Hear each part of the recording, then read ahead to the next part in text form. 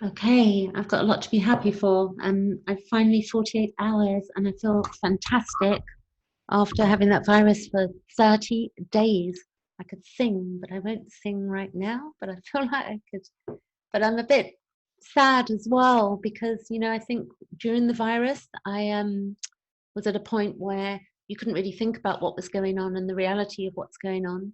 So it was very much self-care and just sorting myself out. So to see, you know, come out of it and sort of hit the reality that, financial stuff and all of the things that are going on, it's quite heavy in many ways. But I thought we'd have a look at this chart today. And really, as I go through my own process of, I've been doing astrology now for 5 years, and I've always had an interest in it. And I've studied quite extensively with a gentleman called Simon Forster, the School of Evolutionary Astrology, also with reading Jeff Wolf Green books, particularly Pluto. What we have is Pluto would be our baseline, and the North Node is our path in life, and the South Node is our past life. So when we use the polarity point of Pluto, so I'll just show you on the chart, this isn't my chart, this is the chart of the day. If we look at Pluto, a polarity point would be the opposite to where it is currently, what we're trying to achieve and how we balance it out. But I'll show you quickly. This is my chart. So I've got a Pluto ninth house on my MC with Uranus, both retrograde there. And what we have is that I basically am seeking truth. So the ninth house is basically Sagittarius, but my Pluto is in Virgo. That's a generation. So you've got a generation that you're in, and then you've got, Pluto takes about 20 years to move through your house. So it's 240 years around the chart. So wherever your Pluto is, it's never going to go all the way around the chart, because in the transit, so my Pluto's there, and I've been on planet Earth 53 years, and now Pluto is down here. So we can see, how it moves so slowly, where the moon moves around really quickly. It takes a year, not the moon, sorry, the sun takes a year to go around the chart, but the moon takes, roughly 28 days.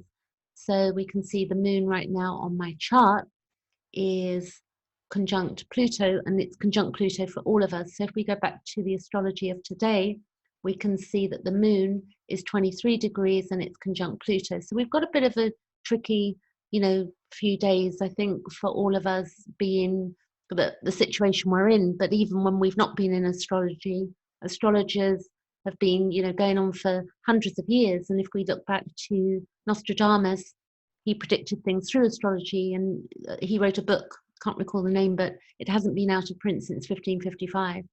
So there's so much in astrology. It's a never-ending, beautiful tool to help heal and understand, because when we understand the archetypes, like if we understand Pluto, and we understand the moon, and we understand Jupiter and Saturn and Mars, Neptune, Mercury, Chiron, and Lilith, and the sun, and Uranus and Venus, and we've got the North Node. If we understand these symbolisms, then we can really, and the houses, the first house, the second house, to the 12th house, if we understand all of that, we just keep adding to our learning. And then there's all the asteroids and that, but I've not really got into them. It's not my main interest.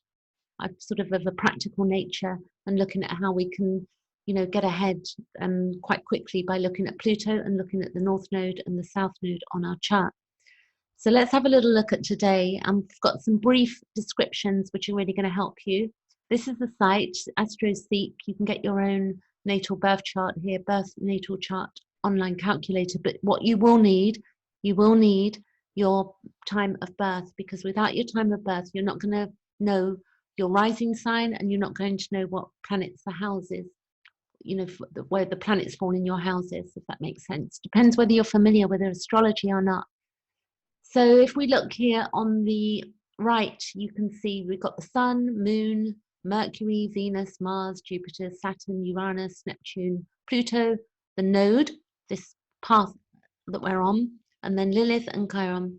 And you can see the degrees, and the little symbols show you what signs. You'd have to get familiar with those if this is the first time you've watched an astrology video. Like that's Aries, that's Capricorn, Aries again. So we say the sun is in Aries. So we can see here as well where things are. So you can see the lines here, and they're basically aspects, the way the planets talk to each other, and that is how astrologers work out what a planet is doing, where the house it's in, and the sign it's in, and then the aspects to it as well. So lots and lots. So today, squares are tensions. So we've got the sun is squaring the moon, and then we've got sun square Jupiter. So sun, right, is here. The sun is squaring the moon. That's, roughly 90 degrees. A square is 90 degrees. The sun is squaring Jupiter. So again, we've got Jupiter, and the sun is squaring Jupiter. You can see that the Jupiter is 25 degrees and the moon is 25 degrees. The sun, sorry, I keep saying the moon. The sun is 25 degrees. And then we can say the sun is squaring Saturn and the sun is squaring Pluto. So we're having a lot of fun today. So the other thing we can do as well, if we run down this side, the transit planet, we're going to look for the sun again. So where is the sun here? And there's none on that side. So I'm going to give you a little brief description now that may be helpful to you in your own study of astrology. And so the sun's squaring Jupiter. A brief description can be is that it can it can bring excessive sort of enthusiasm when it's doing that. So that's just worth taking. So many descriptions, but I'm just giving you an idea. So we got the sun square Jupiter, and basically a really short sentence on that is that it can bring over enthusiasm on things. And then the sun square Saturn. So if you look at Saturn is here, is in Aquarius, 1 degree, and the sun is squaring. It's a weaker orb, but still it is. And that's to do with oppression, discontentment, and conflict. And we are all feeling that in society right now. This is for the whole world. This is for humanity, yeah? Then the sun square Pluto. So we got the Pluto at 424, and we've got the sun at 25. So that's a square. It's just under 90 degrees. And when the sun squares Pluto, we're looking at manipulation. Things are hard to accept. Where basically it's about the inner sort of stuff that's going on, our inner world, because it's to do with our depth as well. It's what's below the unconscious in us. So, we are finding clearly things hard to accept right now. The good news about the sun is that it does move 1 degree a day, so it will begin to orb out, and then it won't be squaring all of these planets. So, and the moon moves very quickly as well. It takes 2.5 days to move through a sign. So then we have the sun conjunct Uranus as well. The sun is conjunct Uranus. You can see here, and again, it's the sun is moving towards Uranus. So in a 5 days' time, the sun will be conjunct. That's what that means. When you've got the sun actually 10 degrees, in 10 degrees time, when it hits 30 and then it's 5, it's going to be conjunct. So when the sun conjuncts Uranus, it's let me see, it's where we feel a lot of frustration, and we're having to look to balance our energy. But then we'd also look at the house that it's happening in. So I could go much deeper here, but I'm giving you an idea. Then we've got Saturn is also squaring Uranus. So we can see that Saturn here is 1 degree and Uranus is there. So there's, again, that's another square that's going on. And when the sun is square Uranus, there's a desire for personal freedom, where we're being limited, and we can be temperamental, harsh, and impatient. And I can see what's happened. I can honestly say this myself. I was unwell for those 30 days, and people seemed a little bit chilled out, like we've had a honeymoon period. Not all of us, because some people in humanity, like places like India, are having a really difficult time. People have had to walk hundreds of miles to, out of the city, and then they're going to places where there's, not the resources. But for those of us that have resources, things aren't as bad. So we need to be a lot of gratitude as well. Something in the UK, like employers are able to, if we're employed, we're getting 80% of our wages paid, as an example. So, we are being looked after to some degree, and some depending on our geographics. So Saturn square Uranus, desire for personal freedom, and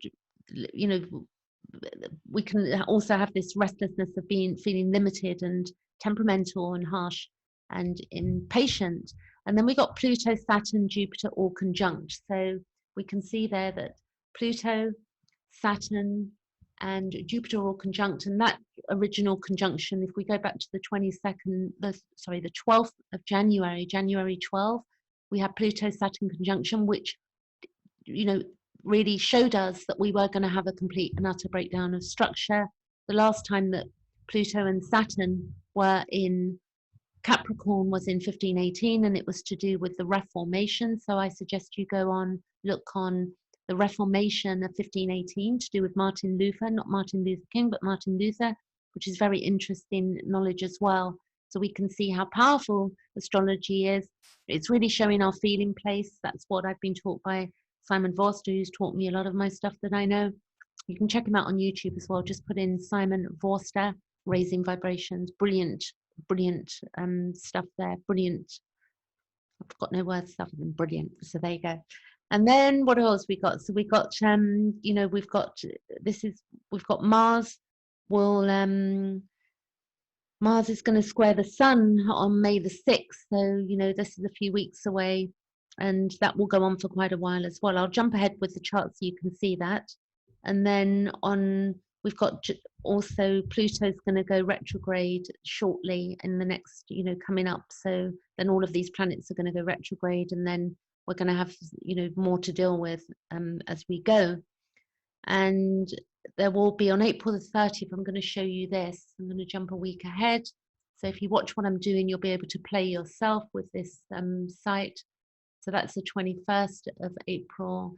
Then we got I'm going to jump a day. And I hope this is useful to you in your learning and studying, because, you know, the archetypes do mean so much.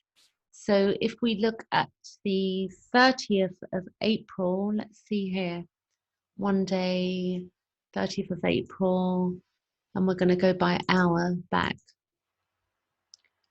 and see here. I might have got the day wrong, but I doubt it. Okay, you can see there briefly, that's called a T-square. We've got the moon, we've got the planets up there, and we've got a T-square with Uranus and the sun and whatever's going on. So, you know, that'll be interesting to see what plays out then. Again, we're all educating ourselves through astrology. And the other thing I'm doing is during this period, also look down here, I do jump around. I'm a Gemini sun and Gemini moon. What you've got is you can see the sun square the moon, so you can see what's going on, and you can see the orbs, like how close and whether they're forming, whether an orb is forming, or whether if it's you know, whether they're coming apart. Like, so it's really good stuff to know. Then what was I going to say? I'm going to show you my chart. So as an example, if we impose that chart on top of my chart currently with what's going on, and I'm a Scorpio rising, and if we took the chart right now, we can see that, let me show you this quickly. I'm going to go backwards. So you've got the planets here, you've got Pluto, Jupiter, Saturn, and Mars. And if you go to my chart, because we know my time of birth, or I do, we know that my rising sign is Scorpio, and my second house is Capricorn, and what you have is the same thing, the moon, Pluto, Saturn, and Jupiter and Saturn and Mars. So this is very defining what it means for me, how it's playing out in my life, those planets being in that house. It's about my values, it's about letting go of things, it's about really looking at, you know, and maturing as well with regard to my values and such like. So Pluto, the opposite to that, the polarity is up here in Cancer, in my 8th house. So we can, so much work we can do on healing. And I've got Neptune, which has just hit my IC, which is brilliant. You can see Neptune here. I've got 19 degrees. So, you know, there's a lot going on, and we can use this as a healing tool, and also to calm us down, because once we understand our feeling place, we can begin to sort of see how it works. I've got some beautiful things going on at the moment. I've got the North Node transiting, the North Node transits this way around the chart, clockwise, and the other planets all go that way. So I just had Venus on my DC and Sun a few days ago, and we've got so North Node on my Jupiter, and then we've got the Venus is going to be hitting my Sun. Sorry, I keep saying mixing up the Sun and the Moon today for some reason, but the Moon And then I've got Uranus has just entered my 6th house, literally. It takes them 84 years to go around the chart. Neptune takes 184 years roughly. Mars takes 2 years. You know, we can go on and on. And also we've got at the moment, we've got Chiron and Mercury conjunct all of us, which is causing us to think. It's, you know, causing some, you know, conjunction is very powerful energy. So it can show us a lot of things about ourselves. So we're doing a lot of thinking, going back, you know, looking at our wounds in the past and the wound of the world and how we transcend this wound. You know, how are we going to do that? Because we're all in the same boat at this point. Could be likened to Noah and the ark. I'd say with my Neptune as well, moving through the 4th house, it's where I dissolve all of my childhood trauma. I had quite serious childhood trauma that played out over my adult life, and now it's Neptune's going to go through that and dissolve it. It's not the only thing it means, but I'm just giving you an idea of my feeling place of what Neptune is going through my 4th house. And also it's about moving across water, moving across overseas, and Neptune takes 184 years to move around a chart, so it's going to be in my 4th house for quite some time. So that's it. I'm going to leave it there for today. I'm going to, let me go sign off. Let me see, stop share. And that's it. So anyway, I'm doing $20 on a chart reading, but you need your birth time. And I'm only doing this through the lockdown or the social distancing. I'm only $70 for an hour. So this is my part of being of service to the world at this time. Okay, catch you later.